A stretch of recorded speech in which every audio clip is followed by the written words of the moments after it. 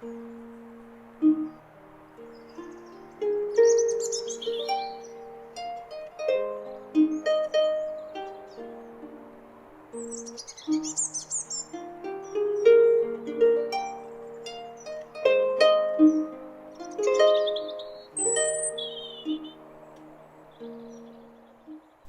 did I first hear your mother singing?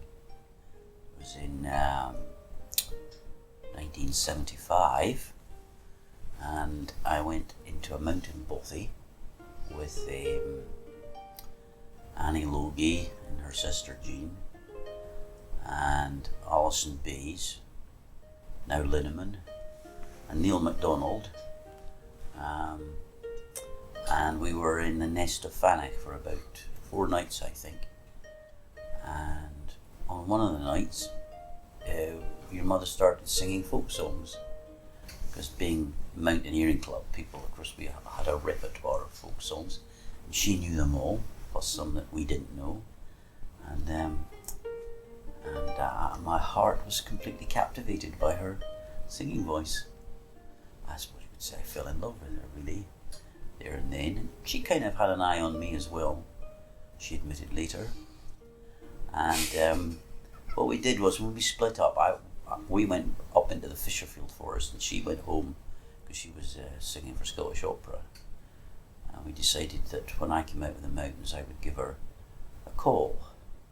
And I did. I waited until my parents had gone to work and phoned her up about 9 o'clock in the morning. And I did that for about 2 or 3 weeks, which of course caused all sorts of problems later on, because my mum and dad ended up with this incredible phone bill, because in those days you used to pay extra money for phoning after 9 o'clock. So I went down to Glasgow, and but she was always very busy. She was either away on tour with Scottish Opera, or she was very busy, rehearsals and daytime and then performances at night. It was all very exciting. Met all the Scottish Opera people. We used to hang out in the Griffin in those days, and in Mario's or Dario's restaurant at night, and they were all, well, you know what opera people are like, they're all larger than life and very eccentric. So for me, as a simple seafarer, it was all very, very interesting, very unusual. Your mother always had her music degree and her teaching diploma up her sleeve, but she'd always been interested in learning a clarsach. She was greatly influenced by the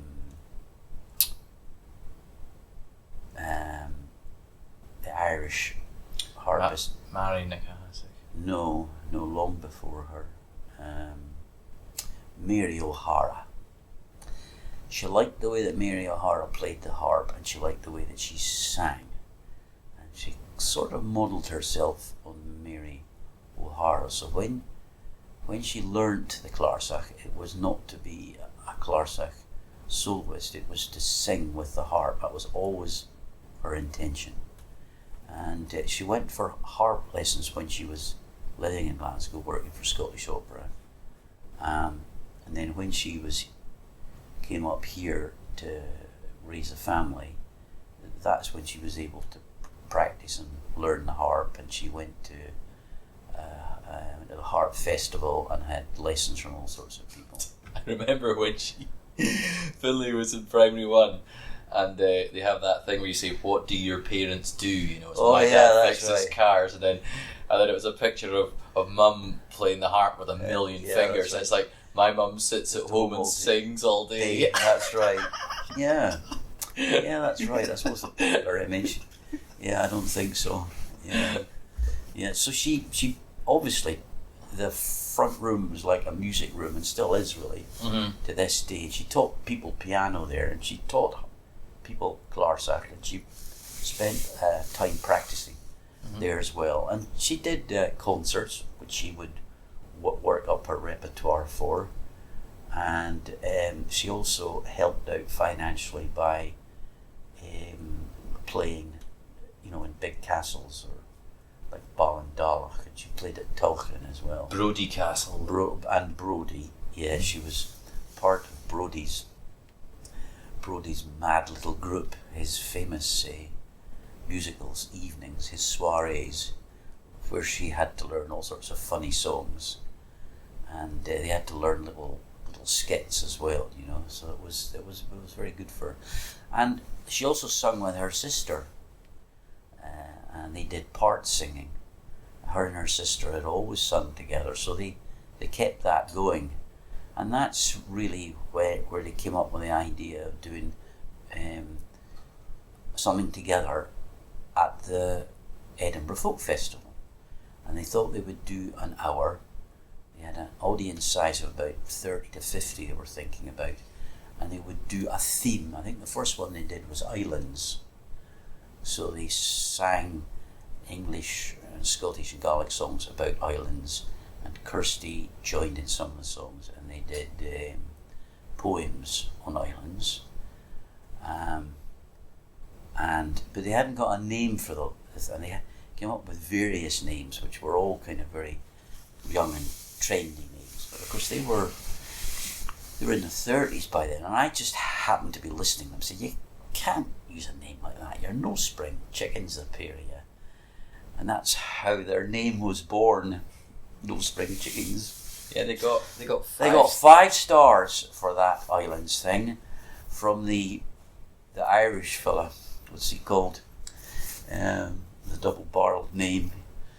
He and his sister were both critics, and he was very famous because what he did was he always arrived late, and he always carried a shopping bag full of groceries, and insisted on sitting at the front.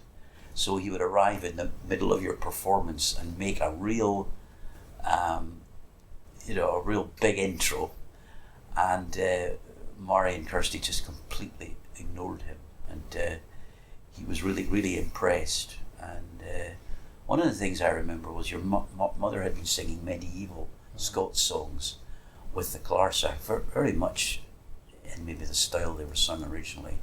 It was "Joy to the Person of My Love," and she sang that, and in his crit he said that this was the real thing. Mum's got quite a few classic songs that she does at parties and things like that. She's got some good party piece. Yeah. Well, I particularly remember that I like the sad ones, the Up the Northern Water, and When I Was No But Sweet 16, all those ones. She's very good at the forlorn love songs. It's quite interesting that, because she often gets asked to sing these songs at weddings, and she has to point out to the bride that in fact it is a song about forsaken love or a cheating lover. She does the Baron of Brackley, which is a local Baron ballad. of Brackley, it's fun. Yes, and she's very good at the dropping in the bit at the end. The revenge. Yeah, about the continuing vengeance going on, revenge. Yeah, but she also did that Trumpeter of Fivey. That was a pretty kind of unusual thing to do in those days. Yeah. Yeah, and Gishmo's Castle as well, when she arranged that and did that. That was pretty amazing stuff. And she writes a lot of her own tunes. That's right. Yeah. She wrote music for the Highland Festival about some local birds, and then she went over. Remember, we went over to Brittany in France. Yeah, she was asked twice to do the Rencontre Harp Celtique International, which is in Brittany.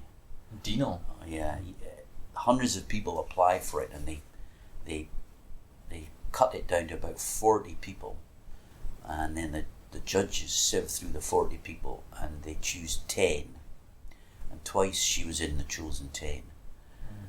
The first time she composed Strings on the Wind. Oh, I love that one.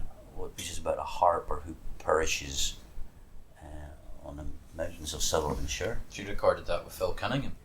Yeah, but she couldn't go and play it.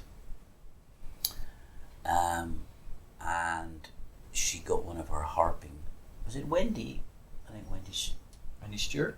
I think she went and played it. And the guy who ran the festival told her later that if she turned up and played it herself, she'd probably won it. I still love when she had a composition that she was writing, because she would be playing it so much we would all have it going around our heads. Yeah, I still have Mighty River going around in my head.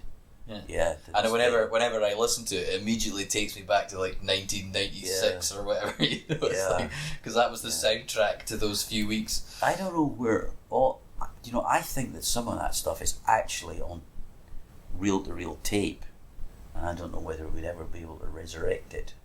Yeah. And a lot of the stuff that she recorded, her first album was a cassette, wasn't it? Mm-hmm. Yeah. So, I should imagine they've all disintegrated by now, haven't they?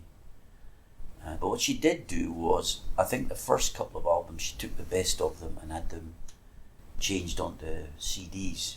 Mm-hmm. So it must exist on a good master somewhere. This is a wee tune that my mum wrote for her sister Kirsty, and it's called Miss Kirstine Cummings' Return to the Mainland, and it's a lovely tune.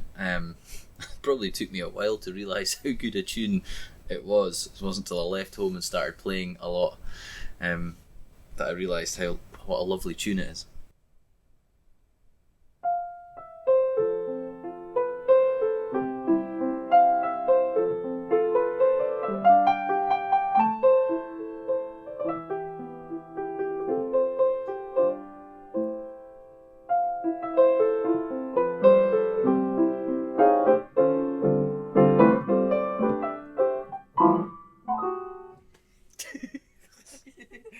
Okay. You can just go straight into the tune again. The intro was lovely. Okay.